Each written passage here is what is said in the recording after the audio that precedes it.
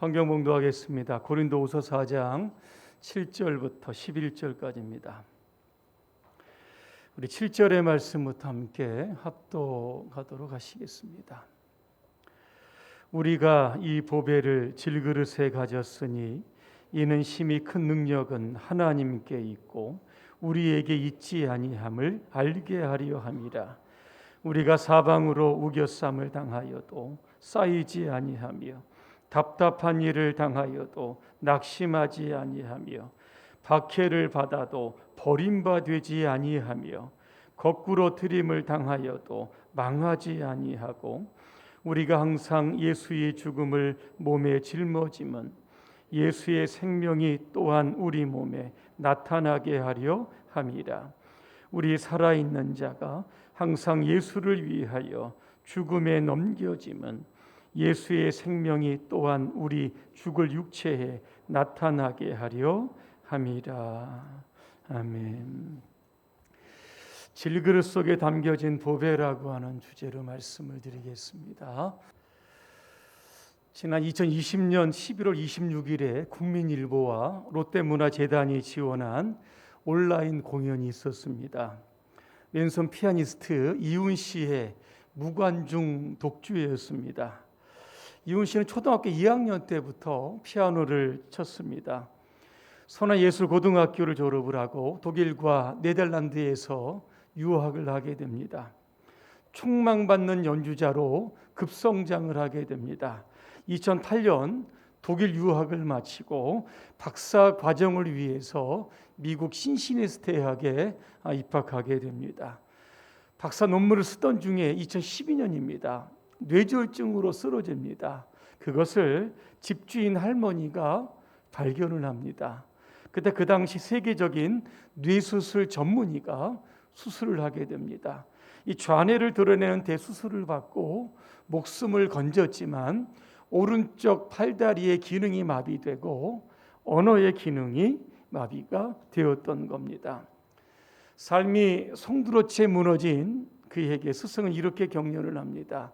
오른손을 위한 곡은 없어도 왼손 연주자용 악보는 많다. 하나님께서 너를 특별하게 사용하시는 거다. 이훈 씨는 생애 끝자락에서 왼손으로 건반을 두드립니다. 4년간의 재활을 마치고 2016년에 서울 카톨릭 병원에서 첫 독주회를 하게 되었던 겁니다.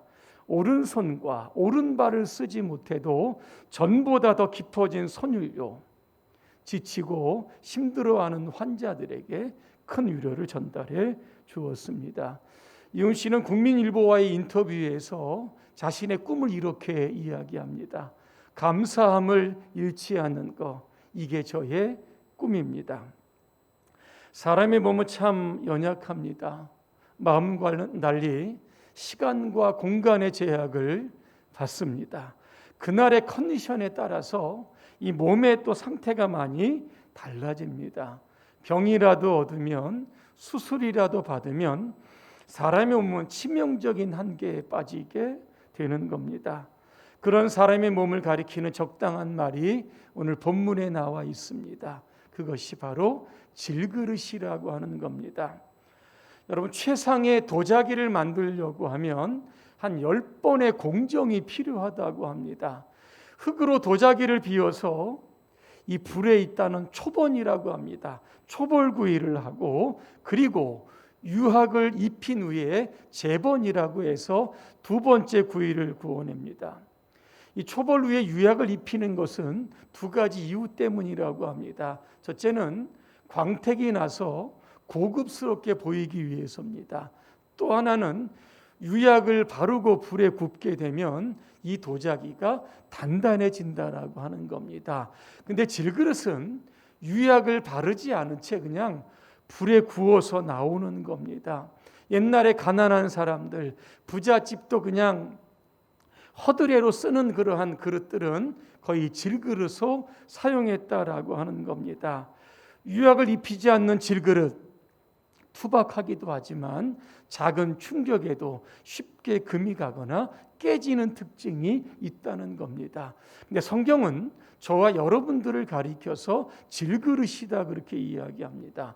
그 이유가 어디에 있냐면 저와 여러분들은 흙으로 지어졌기 때문에 그렇습니다. 창세기 2장 7절에 보니까 여호와 하나님이 땅의 흙으로 사람을 지으셨다 그렇게 말씀합니다.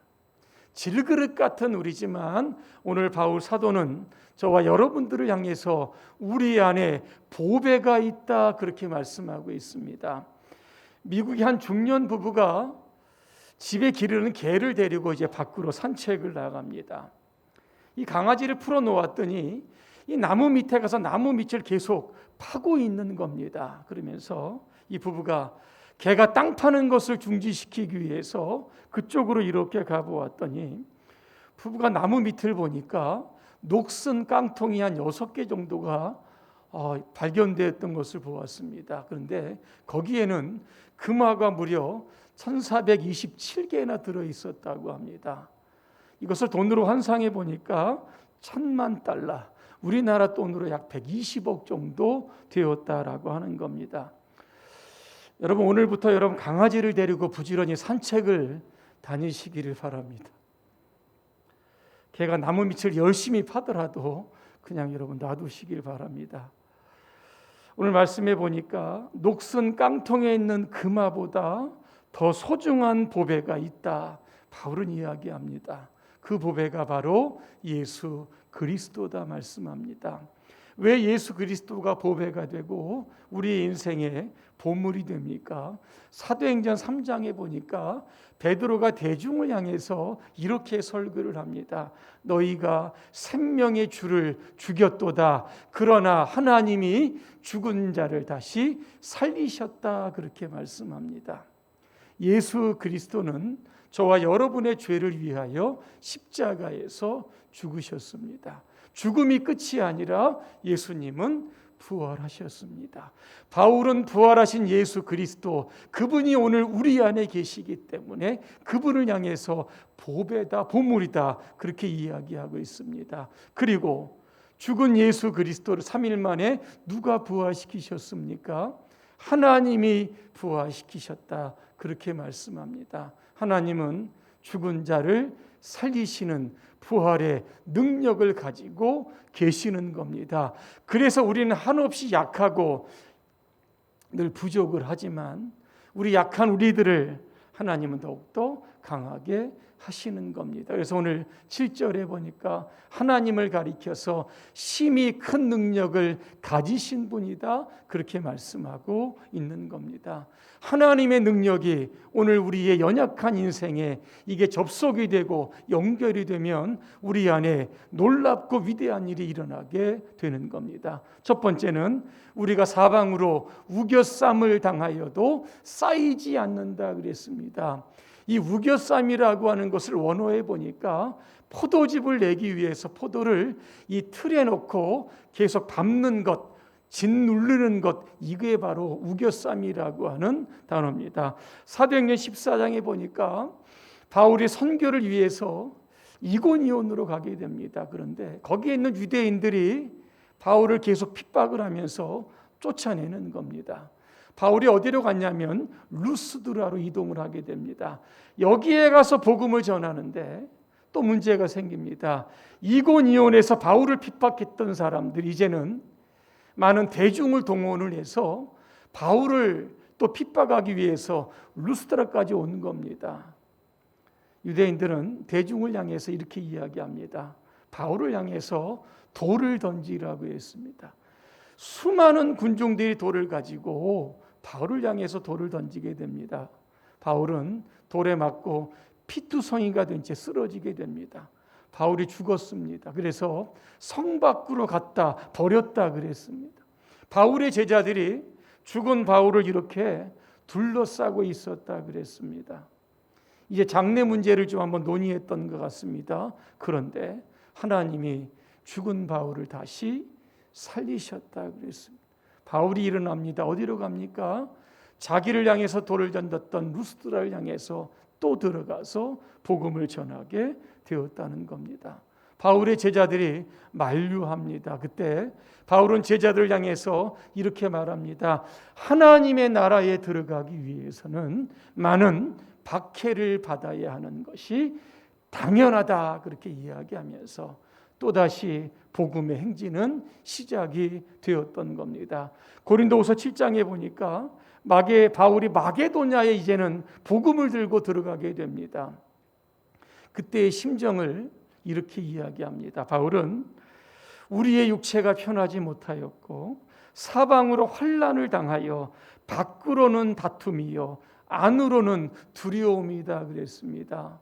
지금 바울을 짓누르고 있는 실체가 있습니다. 환난이라고 하는 것, 다툼이라고 하는 것, 두려움이라고 하는 겁니다. 그런데 바울은 이것을 이겨냈습니다. 그 비결이 뭔지 아십니까? 고린도후서 7장 6절에 보니까 이렇습니다. 그러나 낙심한 자들을 위로하시는 하나님이 디도를 우리에게 보내주심으로 우리가 위로를 얻었다. 그렇게 이야기하고 있는 겁니다. 열왕기 6장에 보니까 아람 나라와 이스라엘 군대 간에 전쟁이 일어나게 됩니다. 아람의 왕이 자신의 참모들을 부르고 어디에 군사들을 배치할 것인지를 이게 모의하게 됩니다. 그런데 엘리사가 이스라엘 왕에게 통지해서 아람 군대가 이곳에 진칠 것입니다. 미리 이야기를 해주는 겁니다. 그러면 이스라엘 왕이 그곳에 군대를 보내서 경계를 강화시켰던 겁니다. 이런 일이 여러 번 있었던 겁니다. 이러다 보니까 아람 왕이 화가 난 겁니다. 지휘관들을 불러서 이렇게 이야기를 합니다. 우리 중에 스파이가 있다. 그러니까 지휘관 중 한 사람이 이렇게 이야기합니다. 우리 안에 반역자가 있는 것이 아니라 이스라엘은 엘리사라고 하는 선지자가 있습니다. 그는 왕이 침실에서 이야기하는 모든 것들, 그것을 다 듣고 이스라엘 왕에게 알려바칩니다. 이렇게 이야기합니다. 아람 왕이 엘리사를 체포하라고 하는 명령이 떨어집니다. 전차와 많은 병력들이 도단성을 밤새도록 에워싸게 됩니다. 다음날 아침에 엘리사의 종 게하시입니다. 문을 열고 밖에를 나가봤더니 아람의 군대들이 자신을 에워싸고 있었던 겁니다. 두려운 마음에 스승을 향해서 이렇게 이야기합니다. 우리가 어떻게 하면 좋겠습니까? 엘리사가 뭐라고 이야기합니까? 두려워하지 말아라 그랬습니다. 우리와 함께한 자가 그들과 함께한 자보다 더 많다 그렇게 말씀하면서 게하시의 눈을 열어달라고 하나님께 기도를 하게 됩니다. 게하시의 눈이 열려서 그때의 상황을 이렇게 이야기합니다. 하나님께서 보내신 불말과 불병거가 온 도단성을 에워쌌다 그렇게 고백하고 있었던 겁니다. 세상에는 여러 가지 근심, 걱정, 염려가 우리를 계속해서 프레스하고 억누르고 짓밟을 때가 있다라고 하는 겁니다. 여러분 그럴 때마다 여러분 어떻게 하겠습니까? 빌립보서 4장 6절과 7절의 말씀입니다. 아무것도 염려하지 말고 오직 모든 일에 기도와 간구로 여러분이 필요하는 모든 것을 감사하는 마음으로 하나님께 아뢰십시오. 그러면 도저히 상상할 수 없는 하나님의 평안이 여러분의 마음과 생각을 지켜주실 것입니다. 그렇게 말씀합니다. 상황이 급박하면 하나님께서 천군과 천사를 통해서 저와 여러분들을 지켜주시는 겁니다. 여러분을 에워싸고 있는 그 실체가 무엇인지 간에 여러분 염려하지 마시기를 바랍니다. 하나님이 우리를 도와주시면 얼마든지 우리는 그것을 이겨낼 수 있다는 겁니다. 두 번째, 답답한 일을 당하여도 낙심하지 않게 됩니다. 세상 일 여러분 마음대로 되는 일이 있습니까? 하나도 없습니다. 그럴 때마다 좀 답답합니다. 어떤 때는 억울할 때도 있습니다. 그럴 때마다 오늘 하나님은 뭐라고 말씀합니까? 낙심하지 말아라 그렇게 이야기하고 있습니다. 사도행전 16장에 보니까 바울과 실라가 복음을 들고 빌립보에 들어가게 됩니다. 기도처를 찾으러 가다가 귀신 들린 한 여종을 만나게 됩니다. 그 귀신 들린 여종은 점을 쳐서 자기의 주인들에게 돈벌이를 하고 있었던 여종이었습니다. 바울이 하도 불쌍해서 그를 고쳐주게 됩니다. 그때부터 문제가 시작이 됩니다. 귀신 들린 여종을 통해서 돈벌이를 했던 주인들, 더 이상 돈을 벌 수 있다라고 하는 희망이 사라지자 바울과 실라를 고소했던 겁니다. 여러분, 고소의 내용이 어떤 건지 아십니까? 이겁니다. 이 유대인들이 우리 도시를 지금 소란하게 합니다. 우리가 받아들이지도 못하고 지키지도 못할 풍습을 우리에게 전하고 있습니다. 그랬더니 로마의 관리들이 바울과 실라를 두들겨 패게 합니다. 그리고 감옥에 그들을 넣어서 간수장을 통해서 그들을 지키게 만들었던 겁니다. 한밤중에 바울과 실라가 기도하고 찬송했습니다. 갑자기 지진이 일어나고 옥토가 흔들리고 감옥문이 다 열립니다. 죄수들을 묶었던 쇠고랑이 다 풀어졌습니다. 잠을 자다가 깨었던 간수가 감방문이 열리고 죄수가 달아난 줄 알고 칼을 들어서 자결하려고 하였다 그랬습니다. 그때 바울이 간수를 막습니다. 간수가 바울에게 이렇게 이야기합니다. 내가 어떻게 하여야 구원을 받을 수 있겠습니까? 바울이 이야기합니다. 주 예수를 믿으십시오. 그러면 당신과 당신의 가족이 구원을 받습니다. 바울은 참 억울하게 매맞고 감옥에 들어갑니다. 여러분, 얼마나 답답하겠습니까? 그런데 하나님은 감옥에서 하나님의 계획을 이루셨다는 겁니다. 간수의 가족을 구원하셨다는 겁니다. 오늘 여러분에게 일어난 일들 속에 답답하고 억울한 일들이 있는데 그 일 속에는 하나님께, 우리가 모르는 하나님의 특별한 계획과 섭리가 담겨져 있다는 겁니다. 로마서 8장 28절입니다. 하나님을 사랑하는 자, 그분의 계획대로 부르심을 받은 사람들에게는 결국 모든 일이 유익하게 된다는 것을 우리가 알고 있습니다. 그렇게 이야기합니다. 살다 보면 답답한 일, 억울한 일 만나도 낙심하지 마시길 바랍니다. 합력하여 선을 이루신 하나님께서 여러분을 반드시 도와주실 것입니다. 세 번째, 박해를 받아도 버림받지 않습니다. 바울이 사역을 하면서 얼마나 많이 박해를 받았는지 고린도후서 11장 23절 이하에 상세하게 설명을 합니다. 제가 한번 읽어드립니다. 나는 여러 번 갇혔고 매도 수없이 맞았고 죽을 고비도 여러 번 넘겼습니다. 나는 유대인들에게 39대 매를 5번이나 맞았습니다. 3번 몽둥이로 맞고 1번은 돌로 맞고 3번이나 파선하였고 밤낮 하루를 꼬박 바다에서 헤맨 일도 있습니다. 또 수고하고 애쓰며 뜬 눈으로 밤을 새운 적이 여러 번 있습니다. 줄이기도 하고 목마르기도 하고 수없이 굶고 추위에 떨며 헐벗기도 했다. 그는 그렇게 고백을 합니다. 당시 예수님을 믿는다라고 하는 것은 많은 박해를 그냥 받아들여야만 했던 겁니다. 당시 귀족 그리스도인들은 재산을 몰수를 당하고 나라에서 추방을 당합니다. 평민들이 예수를 믿게 되면 사형입니다. 사도 바울도 로마의 시민권을 가지고 있었지만 네로 황제 때 결국 순교를 통해서 죽게 되는 겁니다.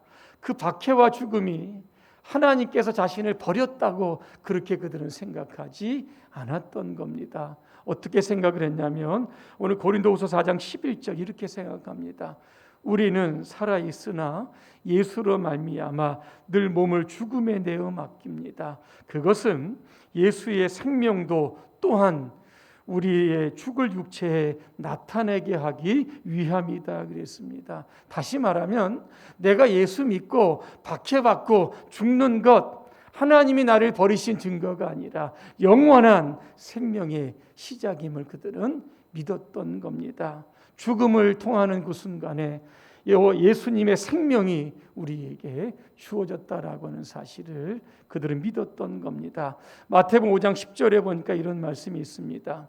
의를 위하여 박해를 받는 자는 복이 있나니 천국이 그들의 것이며 나로 말미암아 너희를 욕해하고 박해하고 거짓으로 너희를 거슬러 모든 악한 말을 할 때에는 너희에게 복이 있나니 기뻐하고 즐거워하라. 하늘에서 너희의 상이 큼이라 그렇게 말씀하고 있습니다. 예수 믿는 것 때문에 여러분 박해받는 거 이거 당연한 것으로 여러분 여기시기를 바랍니다. 기쁨으로 감사함으로 받아들이시길 바랍니다. 그 박해와 고난과 환난이 결국에는 이 천국과 연결이 되는 것이고 여러분께 주님께서 귀한 이 생명의 면류관을 주시기 때문에 그렇습니다. 마지막 네 번째로 거꾸로 트림을 당하여도 망하지 아니한다 그랬습니다. 다니엘서 6장에 보니까 페르시아의 총리로 있었던 다니엘의 이야기가 나옵니다. 다니엘이 하나님께 기도했다라고 하는 이유로 참소를 받아 사자굴에 던져지게 되는 겁니다. 평소에 다니엘을 아끼던 다리오 왕, 다니엘을 사자굴에 던졌지만 그의 안부가 궁금했던 겁니다. 그래서 밤새도록 잠을 자지 못하고 아침 일찍에 그 사자굴에 가게 됩니다. 그때 다니엘이 다리오 왕을 향해서 이렇게 이야기합니다. 다니엘서 6장 22절입니다. 나의 하나님이 이미 그의 천사를 보내어 사자들의 입을 봉하셨으므로 사자들이 나를 상해하지 못하게 하셨습니다. 이렇게 이야기합니다. 예수 믿는 사람들 사자굴이라고 하는 죽음의 환경 속에서도 절대 망하지 않습니다. 죽지 않습니다. 왜냐하면 로마서 8장 35절 때문입니다. 누가 우리를 그리스도의 사랑에서 끊으리요? 환난이나 공고나 박해나 기근이나 적신이나 위험이나 칼이라 그랬습니다. 이런 것들이 우리를 죽이거나 망하지 못하게 된다는 겁니다. 결론입니다. 서울 상암동에 가면 하늘공원이 있습니다. 여러분 옛날에 난지도와 여러분 들어보셨을 겁니다. 오랫동안 쓰레기 무덤이었던 곳이 지금은 초록숲으로 변해 있습니다. 해발 98m인 이 하늘공원 정상에는 하늘을 담은 그릇이라고 하는 면명된 전망대가 있다라고 하는 겁니다. 저 그림 한번 보시기를 바랍니다. 이목상 선생의 작품으로 이 지름이 한 13.5m 정도 되고 높이가 4.6m입니다. 그릇 모양의 철골 구절로 바닥과 내부는 목재로 되어 있습니다. 여러분 하늘을 닮은 그릇이라고 하면 뭡니까? 성배입니다. 그 성배가 있던 자리는 원래 쓰레기 무덤이 있었던 자리입니다. 그 쓰레기 무덤에 흙이 덮이고 씨앗이 날라와 싹을 틔우고 뿌리를 내리고 나무가 되고 나무가 숲을 이루고 그 꼭대기에는 억새들이 자라서 가을에는 아주 멋진 장관을 이루는 명소가 되어 있다고 합니다. 이 하늘공원에 이 그릇을 소개하는 안내문이 있는데 이렇게 적혀져 있습니다. 마음이 그릇이면 천지가 희망이다 그랬습니다. 그리스도인은 누굴까? 하늘을 닮은 그릇입니다. 그리스도인은 부활하신 예수 그리스도 보배를 담고 있는 사람입니다. 그리스도인은 죽은 자를 살리시는 하나님의 큰 능력을 담고 있는 그릇인 줄로 믿습니다. 그래서 어떠한 일을 만나도 답답해하지 않습니다. 어떠한 일을 만나도 낙심하지 않고 어떠한 일을 만나도 절대로 망하거나 죽지 않는다라고 하는 겁니다. 이번 한 주 여러분 살아가시는 동안 어떤 상황이 여러분을 강력하게 여러분 프레스한다라고 할지라도 오늘도 이러한 믿음으로 이 한 주가 승리하시기를 주님의 이름으로 축원합니다. 기도하시겠습니다. 은혜로우신 하나님, 질그릇 같은 우리지만 우리 안에 부활하신 주님이 계십니다. 죽은 자를 다시 살리시는 부활의 능력을 가지신 심히 큰 능력을 가지신 하나님이 우리 안에 계신 줄로 믿습니다. 어떠한 일을 만나든지 어떠한 상황을 만나든지 낙심하지 않게 하시고 담대히 이겨나갈 수 있도록 우리 모두를 축복하여 주시옵소서. 예수님의 이름으로 기도합니다. 아멘.